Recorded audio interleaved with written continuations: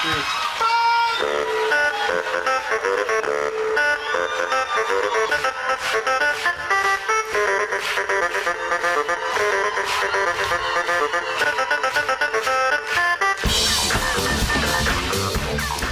Hello and welcome back to SuperCoach Edge for another action-packed episode. And it is action-packed because, last episode I revealed my team for 2023. Looks good. And this episode, thank you, Liam. This episode, I will see if yours is a little bit better than mine. It may well be.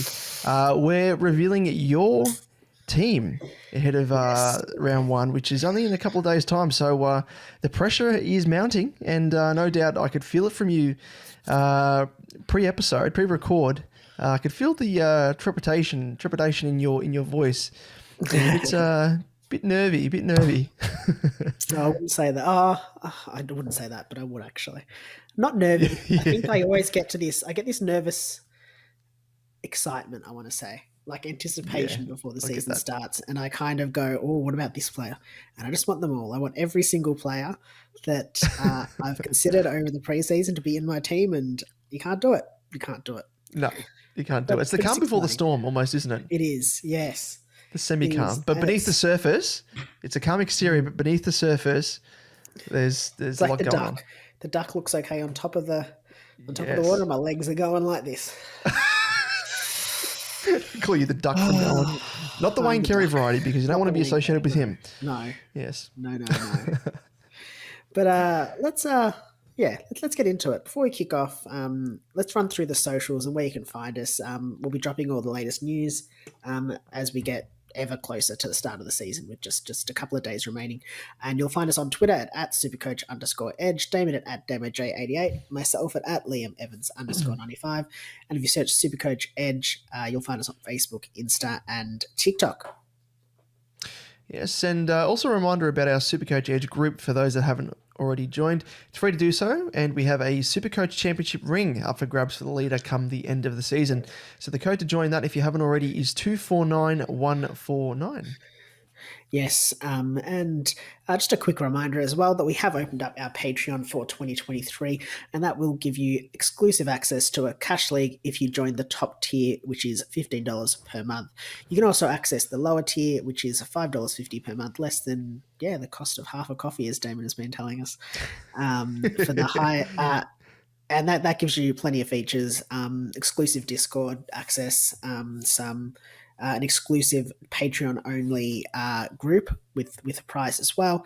If you want to find out more about how you can support us, we are obviously very thankful for that.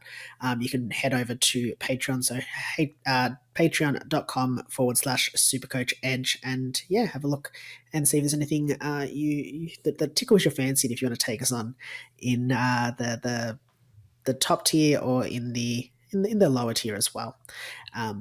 But before we kick off, we also want to give a big shout out to the legends at SuperCoach Masters, don't we, Damon? Yes, we do indeed. They're loose cannons, so we'll call them loose cannons from now on. Yes. Much like us, we fire from the hip and say some things that are a bit of astray and toe the line, but it's all in good fun. So they're very much like us. So we are announcing that we are excited to bring you a collaboration with those loose cannons at SuperCoach Masters in round one, and we love their content. So make sure to go and check out their channel and all the content that they provide, because it's not only informative, detailed, analytical like ours. They're fellow stats nerds as well, but they're also very loose and entertaining. So we've put a link to their channel in the description of this video below. So check that out. Be sure to like, subscribe, everything along those lines. And this is going to be the first of many collabs that we'll be bringing you this season. In the past, we've interviewed the likes of, the Skodfather, as he's affectionately known, otherwise known as...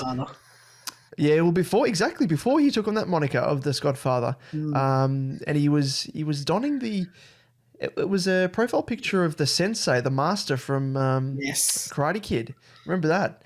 So now he's taken on the moniker of the true Skodfather, Abdul from Abdul's Magic.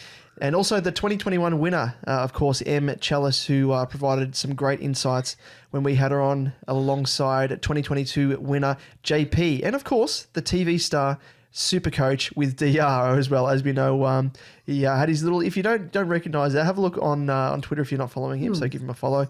But there was a little. It was on one of the morning programs. They did a bit of on a Sunrise. feature on I him. actually saw it on Channel 7 News as well later that night. So got a Wow. good run. Got a good run. Gee whiz, got a good run on TV like myself and my wife for a wedding entrance.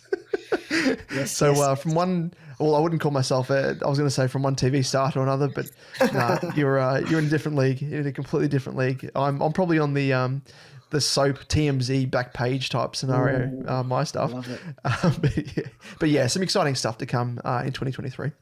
Yeah, and make sure, as we said, if you want to join up to this Patreon, you'll be the first to hear about any content. You'll have access first before anyone else, especially with the collabs. I think that'll be some good value there. Absolutely. But now, Liam, the real stuff starts, and now the time is set for me to light a bit of a fire under that seat that you're sitting on, and let's unveil. Let's lift the curtain. Let's unveil the Wizard of Oz to the great people of SuperCoach Edge. Let's see what you got. What are you going to start with? What's because I know you've been going through a few conundrums. Well, hang on, sorry. I'm just going to kick off with the first player that should come as no surprise to anyone. We'll talk about him later, but just make sure it's Here I was thinking that you're going to put bloody Dunkley in your team. You've thrown a bit of a loophole to me then. Come on. Oh yeah, sorry, Ashcroft as well. Okay. For a second. Let's kick off. Yes. So Second? I guess second. No, let's kick off. First off, start with defense like you did. I like starting with the defenders. D1, as you had, D1 was Tom Stewart for a long time this preseason. Then he made his way out.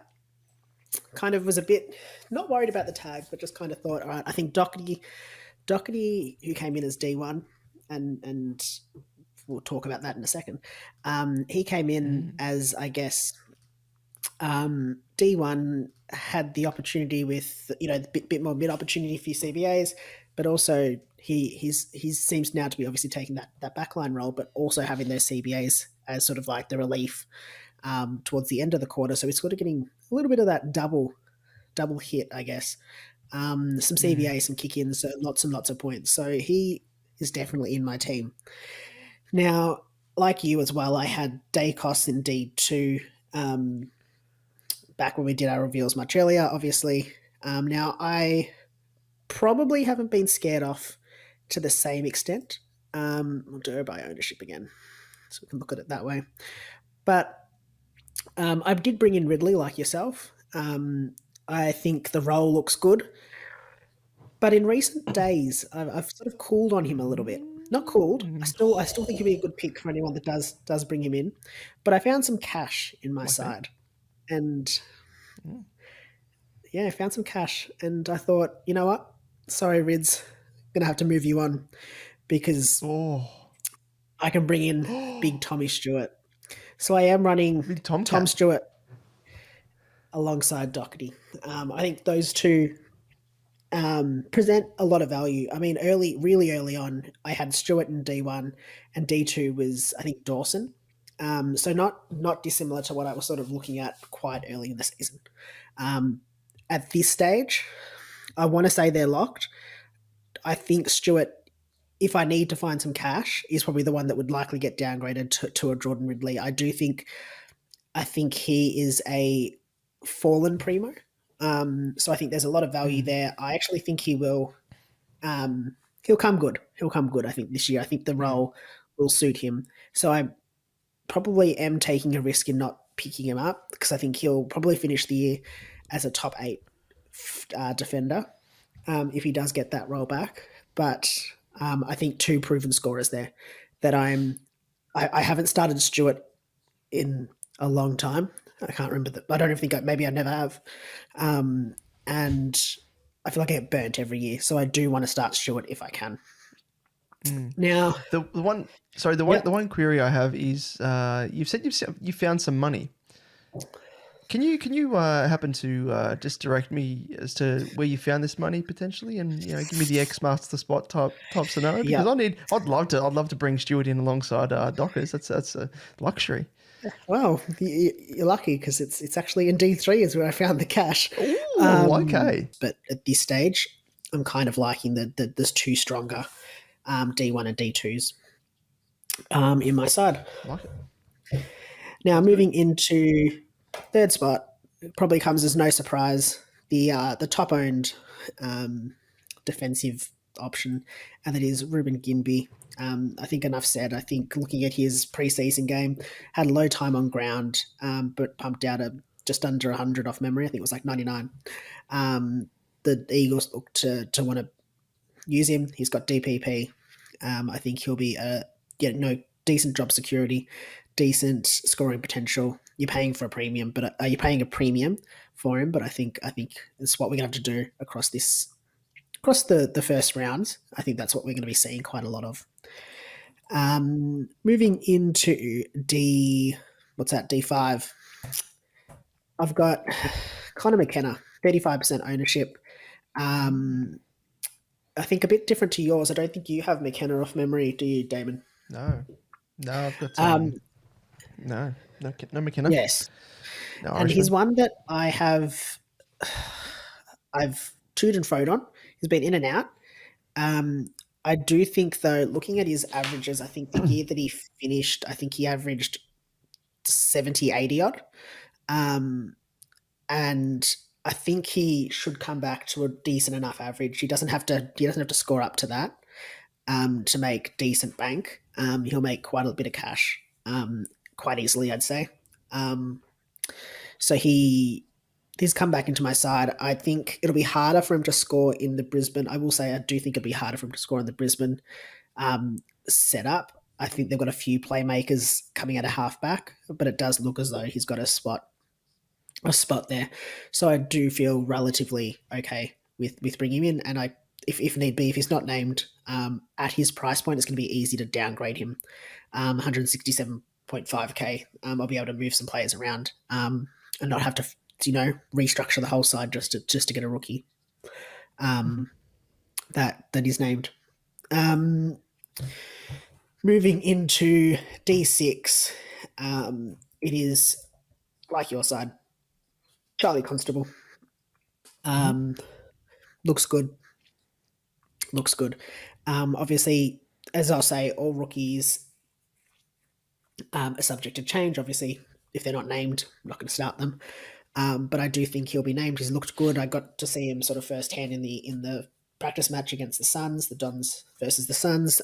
He looked good off that. In the back line, got some kickouts. Obviously, as we mentioned in the last podcast, Powell and Weller are a little bit concerning, but I think it'll be okay. I think he's got the versatility. He's got that mid forward eligibility as well. Mid defensive eligibility, and he, I'm not too concerned about that pick. Now onto the bench. Pretty similar to yourself, Damon. Locked in the first debutant that we can be assured of, and that is Lockie the Cash Cow Cowan. I think 117.3k, no brainer. He's been confirmed as a debutant for round one. Lock him into your side. Enough said. I'm not gonna labour on that one. And then I think D7, it is Darcy Wilmot is my other option. Looks to have a different role. I think we're all a bit concerned McKenna and Wilmot will be fighting for the same spot. Wilmot looks to be playing a bit more up on the wing. The fact that he played through finals as a rookie and debuted, I think, did he debut in finals or did he debut in the last round? Yeah, in finals, yeah. Yeah, I think he's got a spot. They obviously trust him. I'm happy with him at this stage. So I guess rounds out the defensive options. So running with the two primos, the mid price / higher priced rookie, 3 rookies on field. So it just depends what you want to classify Jones as, I guess. And then obviously the two rookie options on the bench. Now D6, I feel like is up for grabs as probably all the last sort of spots on my bench, all last field spots will be up for grabs with the bench at this stage. Yeah. The only thing I'll comment just in terms of structure, I mean, as we go along, I'll just compare the pair with my The team. other pair. Yep. And you've obviously started with two assured primos. I've only got the one in Dockers that we Yep. share, and I've got Ritters as the sort of the questionable on the cusp past primo at D2. And yeah, you've kind of gone the one. You've gone maybe an extra rookie as opposed to that mid pricer That mid in Yo. pricer, that genuine mid If you pricer, count, yeah. yeah, if you count Jones as a sort of higher priced rookie or a Steve Buscemi as we call him. But I like it. Like the logic's there. Like in terms of Yeah. if you're combining the scores, the average of Yo and Ridley from week to week, and comparing it to what the average of Stewart and Jones will be from week to week, you'd think at the very least it should be even, Even if out. not in favour Yeah. of Stewart. It just probably comes down to, I mean, points on field is paramount. That's the most important thing. And you've saved a trade virtually because you've started with that assured primo. Mm. On the basis that if Ridley doesn't come out, then you've obviously started ahead of me, for example, in this instance. So I like it. That's good. Hopefully it pays off. But we'll have to see. Yeah. Let's move on to the midfield, and as like your side, I think I had Clary. I actually didn't start Laird. I actually thought he was sorry, giving it away. It is Laird in M1. We all I didn't knew. want to Don't start worry. him. I didn't want to start him. I was a bit concerned by just his high price. I think kind of scared me off a little bit. 700k is a lot to have on a player of his standard. Player just in general. I know it's high standard, but I think right now we just do have to pay for premium, pay for quality, and I think we touched on it a little bit last week. Just his game probably doesn't necessarily not lend itself to being tagged, but I think he'll be able to fight through it a little bit more. And I'm happy with him sitting there. And I'm happy with his ownership, as we spoke about, 26% of teams, compared to sort of a Clayton Oliver, 41%, could potentially be a little bit of not a pod, but sort of a pod-ish option for the midfield. Into D2, M2, sorry. It is, where is he? Where's the Bont? Bont, there he is. Number There he is. 17 in terms of ownership, 33%. I thought that would be a bit higher as well. I thought he might be sort of closer to what Clayton Oliver was, in terms of like a 40%. Just purely because I think with Dunkley moving out, there's more opportunity in the midfield, less CBAs to be shared. But I still think, as you said, I think he's in for a big year. I'm very happy with that pick.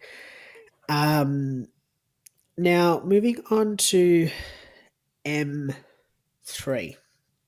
Now, in my current side, now this one is probably a position that's up for grabs. Like you, I'm considering the likes of, what's his name? McRae. But currently, I do have our boy Steele sitting in M3. Now, I think he's underpriced. I think a lot of people have been scared off by his, and I'm potentially one of them. What did he score? 70, 80 odd in the preseason game. I think you drew my attention to the fact that in the corresponding game last year in the preseason against the Dons as well, he actually scored pretty much bang on. I think it was like within a point or two. So I think that there's not too much concern. Did have a slow start to 2022. Still will do that to you. Yeah, trust me. So yeah, I've got enough cash. When we go through my side, I do have enough cash off memory. I don't want to quote myself here, to upgrade Steele to a McRae. So it is an opportunity, something potentially that I might look at as we get closer to the start of the season. Just seeing if I can hold my nerve and keep Steele in. But I do think he'll be a good pick. I think he's underpriced. At his price as well, I do think that you've got opportunity to move him around to, if you don't start a Green or you don't start an LDU and they start really well, it's sort of an easy downgrade to them if Steele doesn't come off. Yep. I totally agree. Speaking of Green, he comes in at M4. Tom Green. Lock him in. I don't think he's a great pick. I personally think at his price, I think he's got the opportunity. He's that breakout player. I mean, we spoke about him quite a lot in the last episode, so I don't want to labour him, but definitely one that has found his way into my side and will be staying there. Now, I feel sorry. Just before you go into this position, Liam. It looks as though our midfield is identical so far, but I have a feeling, just a bit of a, I don't know, bit of an itch in the back of my mind that maybe it's about to go out in a different direction. Now, am I right? It is. I think you are correct there. Now, I might have to just flip the ownership and go least owned to find him. Oh, it is. How's about this? It's not that 3% ownership. It is Will Setterfield. Setters, I knew it. I knew it. Now, I don't know. I don't know why. I just have a feeling with Setterfield that I think you spoke, and this really comes down to what you spoke about a couple of weeks ago on the podcast. Don't blame me if it doesn't come off. No, I'm not going to, because I'm actually not concerned. Yeah. At 348, I can downgrade him to a Warple. I can downgrade him to a what's his name? Callahan and if he's not already in team. Yeah, Callahan, Hopper. I can, there's so many options for me to downgrade him to. He's probably the most expensive at that sort of price point that I'd be considering. He's only in 3% of teams, which is probably slightly risky. But equally could have the opposite effect of actually powering me ahead if people need to try and jump on him. I do think he offers a big point of difference in the Essendon midfield. There's no player that's really like him. They don't have that big-bodied sort of midfielder. So I do think he's going to get quite a lot of opportunity to play that role. I don't think... he's so different to the rest of the Essendon midfield that I can't see him not. I think there's a lot of talk about him being on the wing, and obviously when he was on the wing at Carlton, it's not his natural position. He's an inside mid. But I'm not concerned about that. I think he will play as an inside mid in most of the time.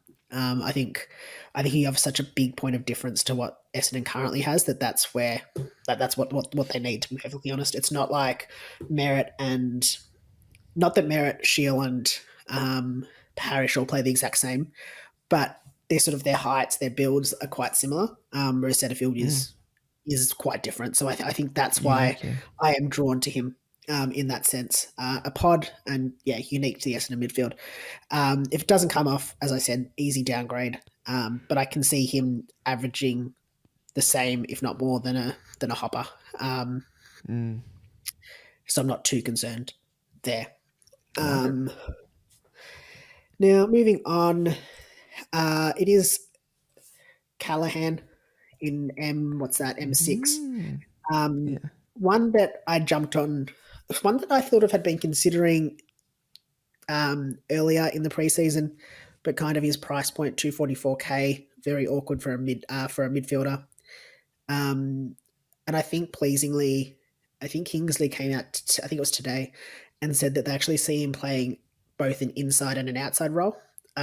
So potentially, even though we didn't see him get any CBAs on the weekend, or the weekend, 2 weekends ago, sorry, there is potential that he might be played a little bit more inside as well, and that'll help him with his scoring as well. 20% of teams, bit more of a comfortable pick with him now. And again, at 244k, here's an easy downgrade to a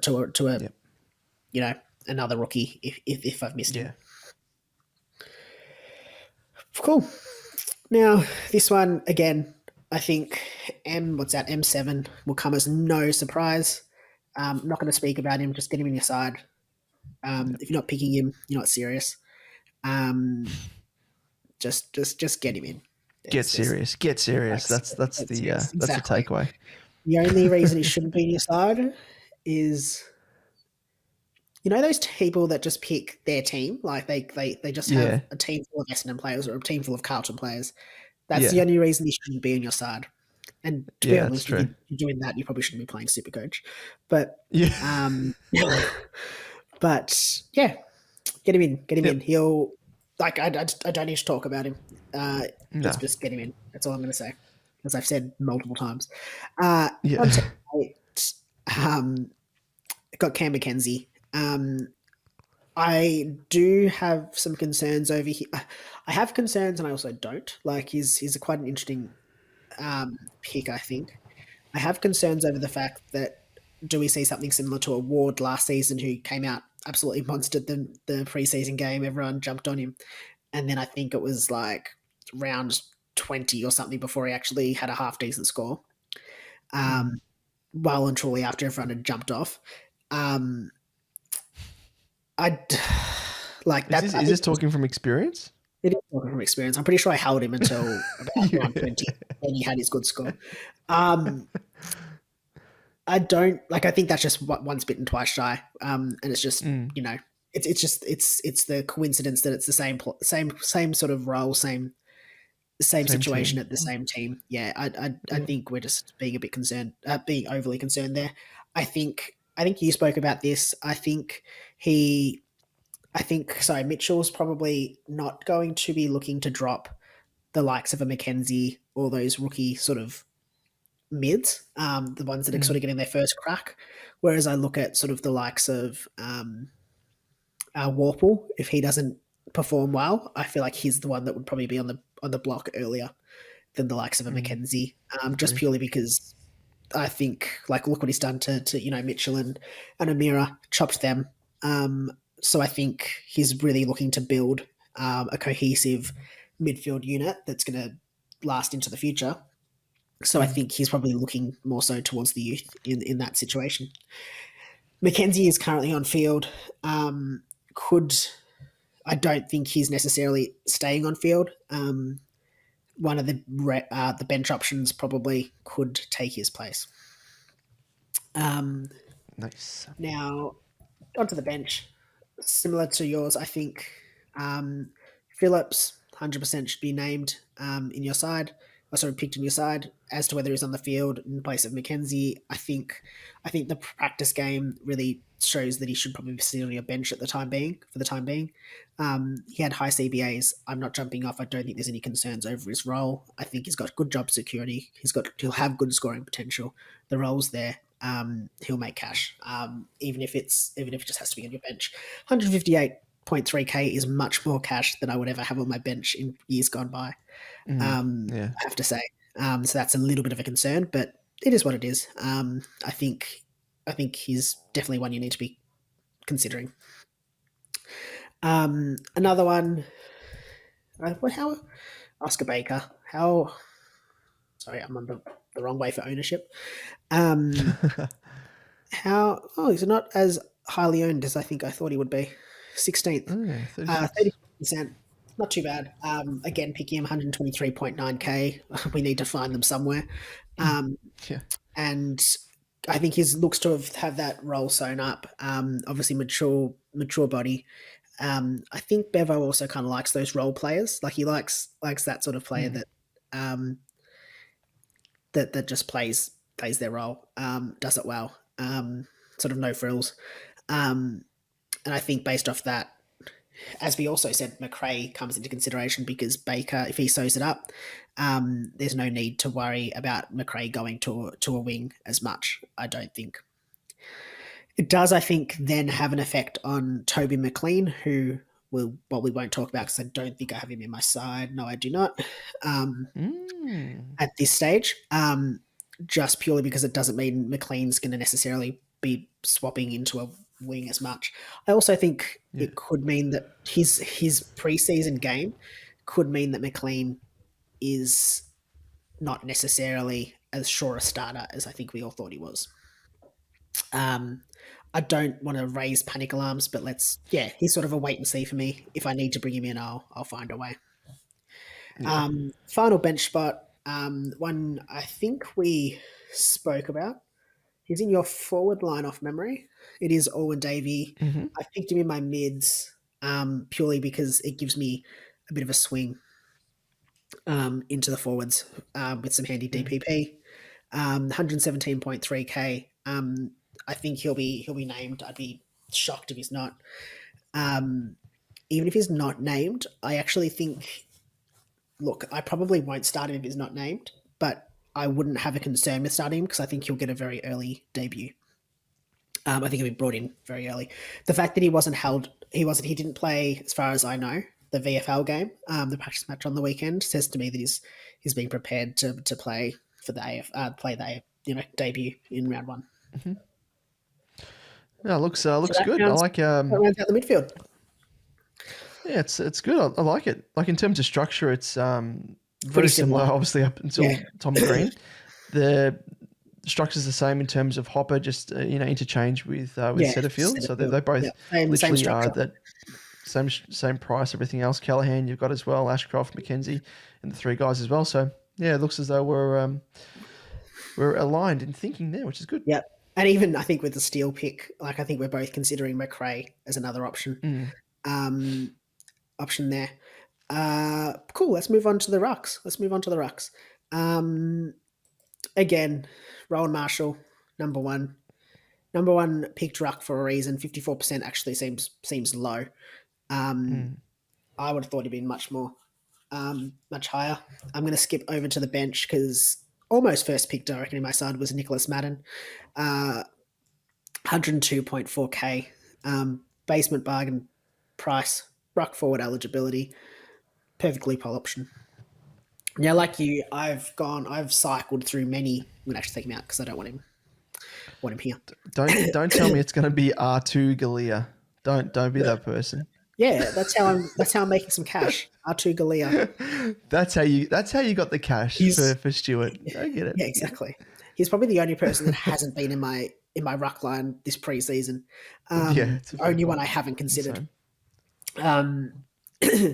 Like you, I've had English. I think I started English, then I moved to Darcy Cameron, as we all know.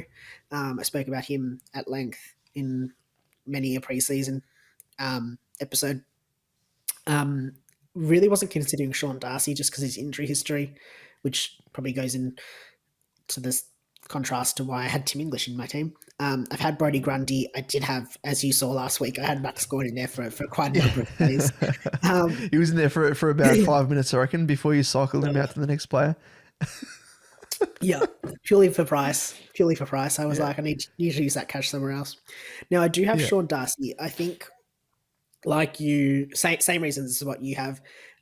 It's almost like a process of elimination, I think, with my other ruck position. I kind of went through and I go, we're not even going to start at Renegalia. Cameron, I don't know whether he finishes a top 6 forward now. Looking at the numbers, potentially the ruck split with Cox is a bit of a concern. English is probably the only other one I would consider. He's got the role, I think, but just his injury history, his concussion history, it's a concern for me.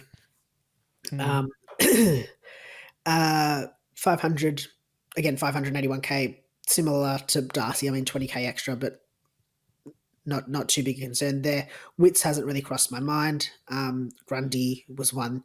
I do think Grundy's underpriced, and I do think he'll be a value option, but it's as to whether he finishes as a top 3, top 4 ruck, I think is questionable. Yeah. As we discussed, Nicholas Madden, obviously, perfectly pro option, get him in. Will open up some handy links if you can get Gorn into your forward line once he gets his DPP. So similar ruck line to you. Yeah, it's identical in the similar mindset, I imagine, as well, in terms of, as you mentioned with Gorn, more than likely getting the DPP swing, it helps out.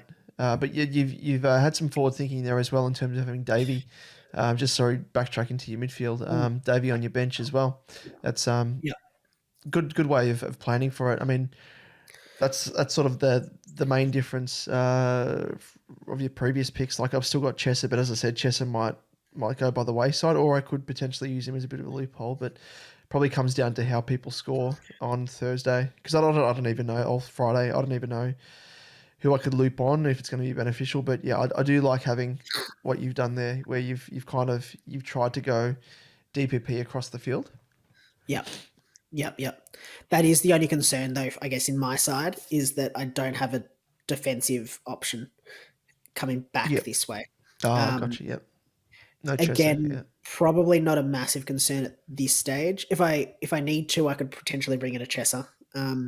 Yeah. I don't know who I would drop out of these guys or this one to do that. So I'm probably not going to. I don't think Chesser's a bad pick. I'm not as sold on him Yeah. as I I think probably that was early in the season. the main thing with the one reason why I kind of haven't is the fact that I've got confidence that of those three, like you've got that I do, Phillips should have job security from week to week. So if someone goes down for a week or gets suspended, an eagle or whatever, he should be able to easily sub on. Exactly. Baker probably less so, and then Davey, who knows? But I mean, he's got big raps and stuff. But that's probably why I'm less reliant on DPP swings. And then in the forward line, I mean, I've got Davey in my forward line, but then McLean.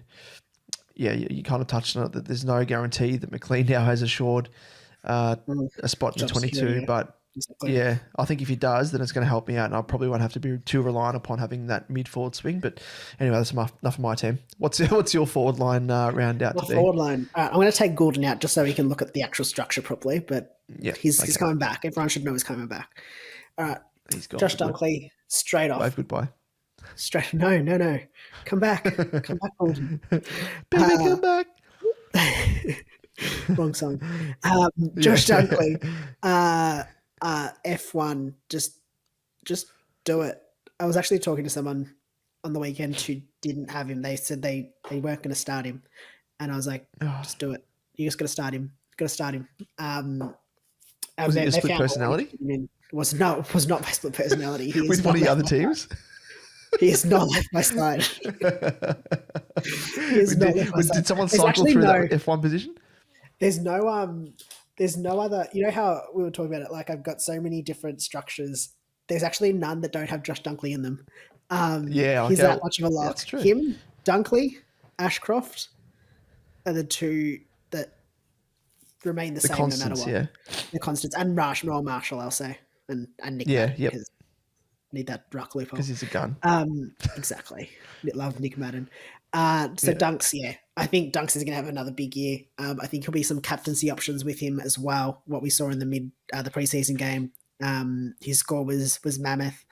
I'm feeling really good about Dunkley. I think he's going to cruise along again, which is great. Like yourself, the fourth most picked forward option, Connor Rosie. I think we saw what he could do with 55%. I think it was 55% CBAs was like his what's the right word? Not like his threshold, but sort of like when he started to really amp up his scores. Gotcha. And I think like the yardstick, the yardstick. That was when you knew he was going to score well. And he was getting, I don't know, I can't remember what it was. It was like 80% or something CPAs in the preseason game. Now I think that'll drop slightly. Crazy. But I think the point there is that he was getting 80% then. It's going to drop. It's not like he was getting 55 and you're like, oh, it's probably going to drop because Butters was only getting 10%. I think with that sort of overdone level for Rosie, it sort of assures you that he's going to get a very decent amount that's going to lead to him having some good scores. I do think he'll still be volatile. I think he'll have a high ceiling and not a low floor. Sorry. Yeah, high ceiling and probably a lowish floor. Not super low, but just not as consistent, I think, as some other guys that we'll probably talk about. Nice. So I think he'll average out well, but I think, he'll probably just have a bit more volatility in his scoring. Similar to like a Heaney, I think, is just, I don't know, my general feeling about him. Now, well, actually, I have had Cogs in this position. Cogs did make way for Goulden, but just I guess something I thought I'd share with everyone. I've done the same. Forgot about that. Yeah. It's so long I thought ago. it's just always been Goulden. Ever It since he came has, into my hasn't it? team, who was Ever in his since the spot? start. No one cares. Yeah, it's always been Goulden. He's the constant. Yeah, He's exactly. the yin to the yang. Exactly. Moving on to F3. And it is Timmy Taranto, probably comes as no surprise. Great opportunity in the Tigers midfield. Looks good. He's going to have that mid roll sewn up. Um, I think, yeah, he's been a burn man for me in the past, but I think this year will be different. I think, like, Rosie to you, Taranto Mm. is taking me out for dinner. No, he's taking you out for Where did dinner as we go? well. Yeah, where did we Actually, I go? thought I Where did spotted we go? you. I thought I spotted Yeah, you we were at the across table the next to across the you. room. Yeah, we're Yeah. just. I didn't get the lobster though. I got I just got a steak, Oh, but I was oh, happy enough with Jesus! that. I was happy enough with that. You Bit did the bit bit splurge? cheap, Okay, but he's a that's bit right. cheaper. He's a bit cheaper. 10K cheaper. So Oh, that's doesn't true. have Yeah, quite the yeah, quite the level of technically, cash. yeah. Doesn't have quite the level of cash that Rosie has to spend. Uh, anyway, great pick. Once again, he's in 57% of teams. Like, if he does again, like, I think it's like that weight of everyone having him. The risk, I think, with him is higher for people who don't own him now. Like, I just Mm. don't think like the role's there. I know people talk about him being a butcher of the football, but Mm. I think the inside role will help him with his scoring, Well, increase in CBAs. they're in the minority now. Like literally, like going by the stats, they're in That's what I mean. 43% of the Yeah, and I minority think that don't have him. the upside in not having him is probably not there. Like, Mm. unless you're picking like a cogs, maybe that's the benefit. But I Mm. can't see where else you'd be going. Like Butters wouldn't be any better. So I'm going to sort by highest price because that'll go by average. Like, I can't see who else you would be going for Tim Taranto that would be higher benefit for you. Mm. Unless it's Errol.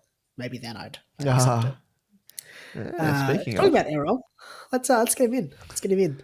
Um, I think again, oh, like, what's he Errol. at? He's at 36% ownership.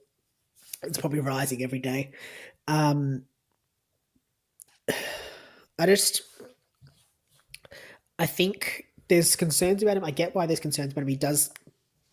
He appears as a trap, but I think now the more people that get into him, the less the risk is there for him. Mm. Good hiccups again for Errol. Um, I think we'll see again a player that has a high ceiling and probably Yep. not. I think he'll increase his floor, but I don't think his floor will be super high. Like, it won't be like, like a Steele. Like, we talk about Steele. Yeah. I think Steele's like the benchmark. Steele has a high floor, or a Laird. They have high floors because, it's Mm. based off tackles. It's based off, based off tackles, really. So you know what you're going to get Yeah. from them. I don't think you'll see the same thing with a Goulden or a Rosie. I think you'll see high scores, but you'll also see some lower scores. It'll average out. But I think there's one thing that we do also, with Goulden, he probably only has to average about a 105 for the season to be Mm. justified as a keeper pick. And I think he can do that. I think there's, the raps that he's had on him, they're speaking about him as, playing last year, having played on the wing as a forward, and really wanting to get him into the middle and seeing that role for him in at CBAs. And I know Mills didn't play. I know Papley also didn't play, but I do think that Goulden probably. Gordon will get less CBAs. I do think. I know he had similar Mm. CBAs between the first practice match and the second practice match, one in which Mills did play, but you'd expect they probably decrease slightly. But I think even with an increased, I think he was sort of had like 10% CBAs last year was his average for the season. Mm. And I think it'll be much higher than that. So I think we'll see an better role for him, an increase in scoring. But the fact that there's 36% of other teams that have him in makes me feel like it's a much less risky pick now. If it was at Yep. 2% like a Setterfield, I'd be much more concerned for a player like that, where I think it's going to be a high deviation in scoring, or a Yeah, potential and it's high kind of deviation in like, scoring. and I reckon it's like the higher the price of the player, if they're of lower ownership, like comparing him to say Setterfield, for example, Yeah. because they're at a higher price point, it's more of a waste of money because the players around that price point are more than likely going to be close to primo status and Yeah. more than likely punching out consistently high scores. Like, for example, paying a little bit extra and getting cogs in. Like, the difference between those two, if Goulden goes shit, then it's kind of like it's a risk, but like compared to Setterfield, and it's like, well, you haven't paid up in the realm of a primo. You're still in a mid price range. If he goes crap, then you can easily switch to another mid pricer in Hopper. But Yeah. yeah, as you say, like that, the ownership offsets any of the risk really. So it's worked in our favour. Agreed. Agreed. Um, I'm bullish on him. We all like I was looking at him last year. I think he'll be a good option for this year. Mm. I'm not. Yeah, I think he'll finish. I think he'll finish the year in the top as an F8. I think, based off what we've seen, I think the role, if the role continues, it's definitely not without the, not outside the realms of possibility that he does finish the year really strongly, You heard it or here does first from really the strongly. scout himself, Liam Evans. I You don't want to put called my it. name. But I do feel No, no, like put I your feel name to it. strongly about You him. I called it. do feel strongly about him. I do. Yep. I think I'm not as concerned as I think other people are. I do think, like, I'm not saying that what did he score, 180 or 190? He's not going to score that week and he's not going to average that. But Mm. again, I think he'll have like those ceiling games, he'll have those lower games, but I think it'll even out to probably about 100, 105 average. If the role continues. If the role Yep. changes, then, I mean, obviously, I can't predict that. Um, but yeah. Moving on to F5. And I was stupid, sexy Flanders. I was seduced by him. Yes. I'm so Sorry, my cat annoyed. I'm scratching on the so door. annoyed. He wants to see stupid, sexy Flanders. He does. Who doesn't? 256.3k, awkwardly priced. I think you really sort of hearing you speak of him last week and sort of talking about it in the Brody factor of last Mm. year made me kind of go, yeah, you know what? I think seasons were made on the Will Brody pick. If you started him Yeah. really early, I think that really helped you get ahead. You didn't have to waste a trade. Flanders, I think, presents as a similar option, like you kind of said. Sometimes you got to risk it. Awkward price, but again, like you drop him down to, I don't know, if if he fails, you could drop him down to a Sheasel who Mm. could score similar, like average similarly, or a Philippou, Yeah. and you've got plenty of cash up your sleeve to to move around and use in different ways. I do think he probably averages pretty well. I don't think I know there's a few people who are concerned considering that Took Miller didn't play, but he only had I can't remember what it was 6% CBAs or something. It's So virtually it really nothing. wasn't. Yeah. Yeah, it was like two or three off memory. Mm. Total CBAs as a number. So I really don't think there's too much concern about his um, role there, like being taken away. Going to play more on that outside game, similar to a Callahan. Mm. If he can average a 70, he'll make you plenty of cash. The one thing I like about starting Flanders is the fact that it does give you a leg up, doubly so because those people who don't start him, they're going to find it awfully hard to find the It's funds to try and bring him in. such an awkward price. Yeah, Yeah. So I it's prefer to have that as a bit of a downgrading. strategy up my sleeve. That's what I've thought. It's similar to like the Setterfield one. I feel like Mm. there's a potential that he could go well. If he doesn't, is an easy downgrade to someone like a Hopper or a Sheed, Mm. if need be. Yep. Similar to Flanders or Callahan as well. Like if I Yep. need to, I can downgrade them. It's okay. I'll be able to find the cash. Sorry, I'll be able to Yeah. find someone to downgrade them too, and I'm going to have cash left over. Yeah, because virtually, Um, like, if unless you've got money in the bank, there's no way you'll be able to upgrade to a Flanders or a Callahan or whatever. So it's better to be in that position on the off mm, chance they actually start well, and you can afford to burn we've got enough trades nowadays. So like, it's better to be in that position, have money up your sleeve or money obviously invested in these guys, then you're not having to worry about trying to scrounge cash to upgrade to these guys if you haven't got them. exactly, and I think, like I think last year and probably even the year before, I played it a bit safe. I don't think I started as not risky, but I just didn't take as many risks as I think I should have. Um, Mm. and I think you could see that last year. I mean, last year I had injuries, but I just don't think even from the start of the season, I didn't feel like I didn't have a risky enough, I didn't have enough risk in my team, and I kind of Mm. tried to play it really safe. And I think that's what I'm trying to steer away from a little bit this year. Not play it as safe. Um, and I think Flanders is one of those options. I don't think he's not super risky, but I also think it's one of those, one of those picks that could make or break your year. Mm. Um, Exactly. Yeah. and that kind of strategy. So I think that's where I'm trying to coming from with Flanders. Now moving on to F6. I have popular rookie option. Actually, I'm going to see if he appears here. I'll find out. Is he? Oh wait, sorry, I'm not doing it based off ownership. Sorry, it's like he's going to be a long way down. Fifth most popular option, Mateus Philippou. Mhm. Looks to be a Ross Lyon favourite at this stage, so I think he'll get plenty of game time. Risk is probably his role being sort of that that sort of high forward, Half forward. Yeah. potentially even a Yeah. deep forward. Um, if the Saints don't get much ball in the forward line, it could be a risk for him. But seems to be a favourite. I mean, I think the St Kilda has about 23 players that are actually healthy and fit that can actually take the field. So definitely will be getting some game time. Um, but yeah, I do feel comfortable with him. I do have enough cash in the bank, I think, to upgrade him to a Sheasel, who I'm also very interested in. Mhm. I think Sheasel could definitely average around to 70 at a minimum. I think he could be a really good pick. I think the risk there is obviously similar to Philippou if he gets stationed in the forward line and North can't get the ball down there.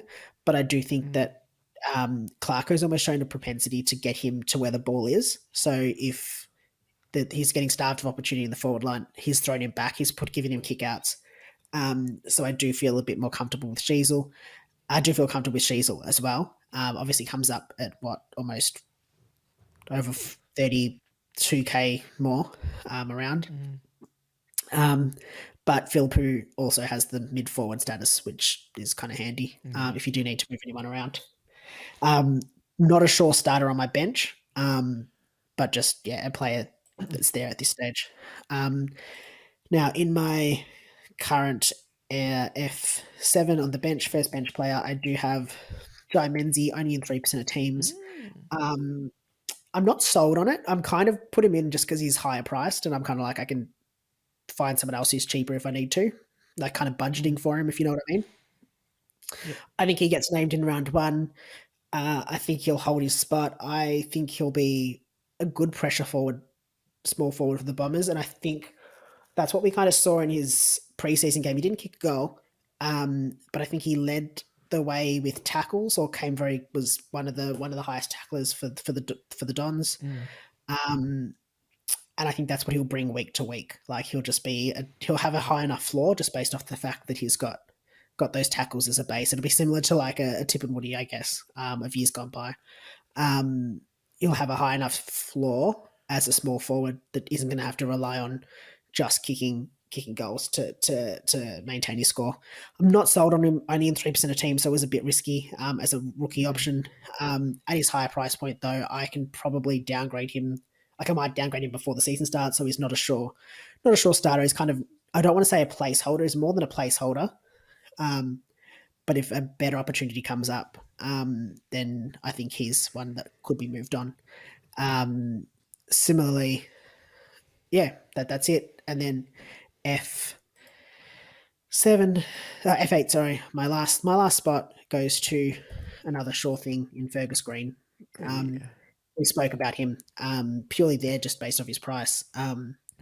I think great price. Yeah, not much more I can say about him that we didn't cover in the last episode. So yeah, that's the side. So in terms of the forwards, pretty similar to your structure off memory. Yep. Dunks, Rosie, Taranto, Goulden, Flanders, Philippou. So Dunks, sorry, sort of the three primos, one breakout, one mid price, high priced rookie, and then rookie on field. I think this is probably a year to spend up on the forwards, but also we need to be mindful of the fact that the likes of Parker, the likes of Gorn, Grundy, they could all get DPP status as a forward line in the forward Yeah. line. So we just probably just need to be a little bit mindful of them. So Yeah. don't I feel like your. it. I've seen some forward lines that are they've got Goulden at like F5, and I think that's probably a little bit deeper.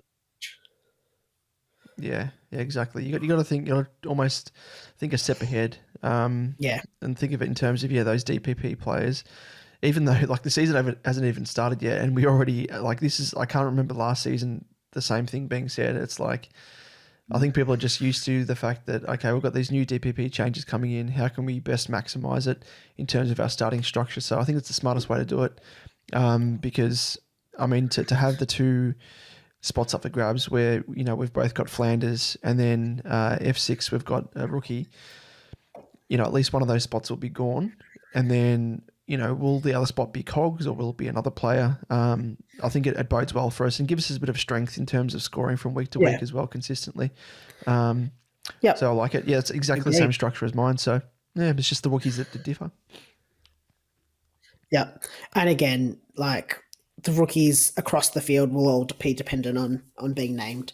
Um, and like you, I think the only cheap rookies like Cowan and Davey, just looking back across the field, um, like if you probably added up the average price of rookie price players, it's a lot higher than I think I would have had in years gone by. I probably would never have dreamed of having a 158K Yeah, player on the bench, or even a 154.2K player on the bench in years gone by. So yeah, paying up because I don't think there's no value in lower price rookies at this stage, unfortunately. yeah. Like I have seen some people trying to scrounge and bring in like 102k players as well. Like I forget the bloke who, Camatini, is that his name? yeah, for St Camatini Kilda, or something? yeah. Yeah. And it's like, fair enough, like you're saving money and he may make his debut, that's fine. But is he someone that's going to score consistently enough for him to make you enough money? Because the money Mm. that you're saving there, like, how are you best using that? It may give you a An slightly extra better player 20K. with that Yeah, money. But look exactly. at it in terms of like the rookie that you've got, like as a cash cow, he's going to Mm, stunt your growth of your overall team because he's not going to provide enough cash, potentially, first of all. But exactly. then, second of all, he's not going to provide cover as well if you need to use him off the bench as cover. Um, but yeah, like I think a lot of people overlook the fact that cash cows are almost as important, if not more important, than your starting primos. Yeah, Um, because that's at the end of the day what makes and helps you build a 22 best starting team of primos that you're building. exactly. I think that's a really good way of looking at it. I also, I guess, I think we kind of spoke about it slightly in the last episode with Chincotta, for instance. I think a lot of people got him in because he was at 102K, and then they've redistributed that cash across the field, or they've used that cash, Mm, and now it's not looking like he's going to have the debut. So they haven't budgeted for a player that, like, they might have got him in instead of Cowan. So now they have to find, mm, what is it, basically 15K, 14, 15k, yeah. 14, 15K, yeah, to get Cowan in instead, because uh, I mean, at this stage, it's not looking like Chincotta's going to get his debut in round one. And that's kind of the logic that I've got with Menzie here, is that Mm, I'm happy enough starting him, but if someone better comes along, it's an easy downgrade to him. yeah. Um, Doesn't like, ruin your I whole structure. doesn't ruin my structure. I don't have to try and find Mm, cash and skimp somewhere else. that's a fine point. Well, I like it, Any Liam. You've questions? you've Any done questions, quite Dan? well. No, I think the main difference between both of our teams is literally the defense.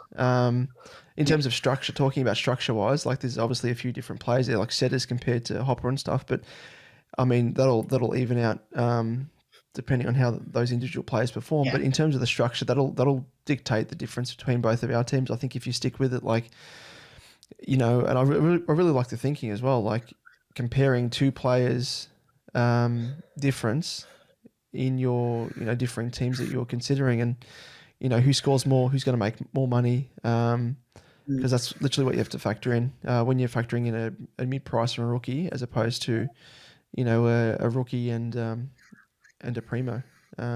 with the Exactly. extra rookie. But it's good. I like it. It's a gamble. It's a calculated risk. And I've thought of doing it as well. Like I saw someone else do it. I actually saw someone bring in, I can't remember who it was. It was one of the other content creators, and they had just one primo in defense. And the money that Mm. they used, or the money that they received from downgrading the D2 primo to a mid price or a rookie or whatever, they used to upgrade to get another primo in the midfield. But it I means have considered that. they miss out on another rookie potentially. And like the strongest rookies are in the midfield. Um, Exactly. so yeah, it's interesting. I don't The know. other thing I think when you look at that is that the risk that I think I'm playing with my defense is that, I rely on the fact that Ginby, McKenna, Constable are playing, and that they're scoring well enough. Now, equally, I've been able to pay up a bit more in my midfield, so I'm not having to rely on as many um, as many rookies. So it kind of balances out a little bit, Mm, but it is the risk I think that we are going to see by going so.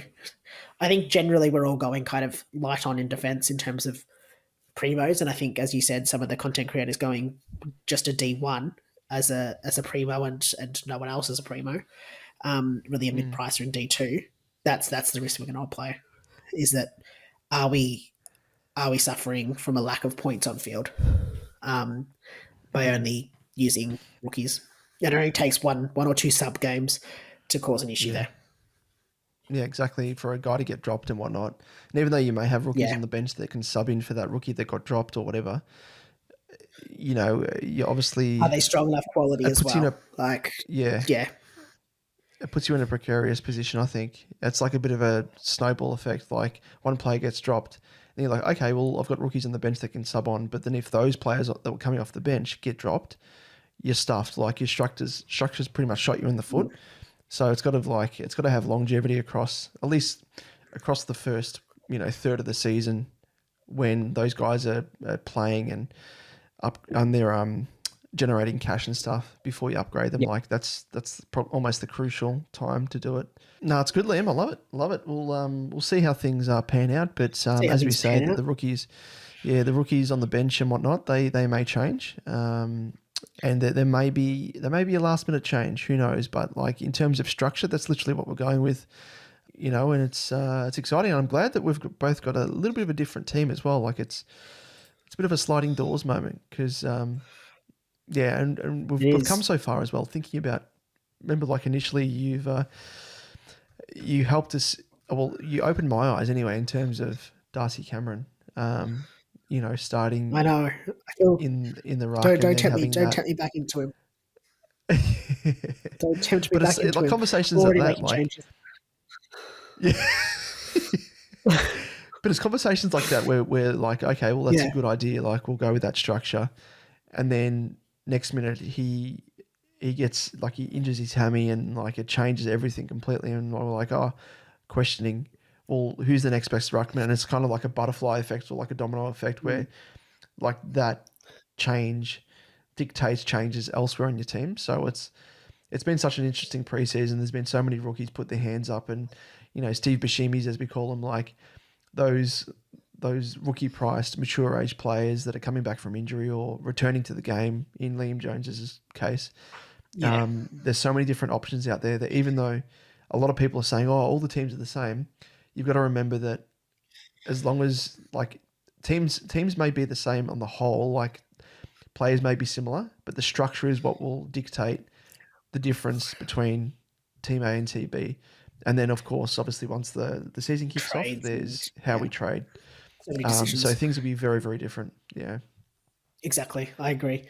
I think and I think at the end of the day, a lot of teams are picking, like people go, oh, you're picking that's all the similar players. And it's like, yeah, of course, you're going to pick the value players. You're going to pick the players that Mm, have presented themselves well in the preseason, the best rookies, the best primos. So of course, there's going to be similar picks across teams. mm. Yeah, spot on. So we'll see. You'll see the way that the cards fall. But yeah, I'm super happy with my team, and I'm pretty impressed with yours, Liam. I say. I'm happy. I'm happy. I have to Yep. be honest. Yep. No, it's good. It's taken. I'd hate to think how many hours that we've spent on this. Like aside from Oh, I know. obviously doing what we do with our podcast, but outside of that, literally just on your phone making changes. How many changes we've made? How many things our partners have said to us that we've just completely disregarded because we've had our heads buried in our phones, toggling with our teams. So yeah, it's a fun time, interesting time. But that's pretty much it for both of our team reveals. So that rounds us out for another episode. Before we sign off, just so you can keep up to date with all of the SuperCoach related news, debuts, and teams as they drop, be sure to also join in the discussion, and you can do so, all of that, via our socials. So you can DM us and reply to our tweets with any questions you may have, and we'll try to get back to you as soon as possible with our advice. So to send in your questions, you can reach us on Twitter, which is at supercoach_edge.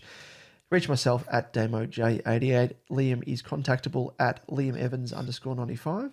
On Facebook, search SuperCoach Edge, and Insta and TikTok, also search SuperCoach Edge. So that's it, Liam. We're done and dusted. That's it. Done and dusted. We're done and dusted for another episode, action-packed. I enjoyed it. Hopefully you out there also enjoyed it. Be sure to obviously like, subscribe if you can on YouTube as well. Trying to get the subscribers up there, but we did hit both of our milestones, so we are stoked with that ahead of round one. So until next time, same place. We'll catch you then. See you guys.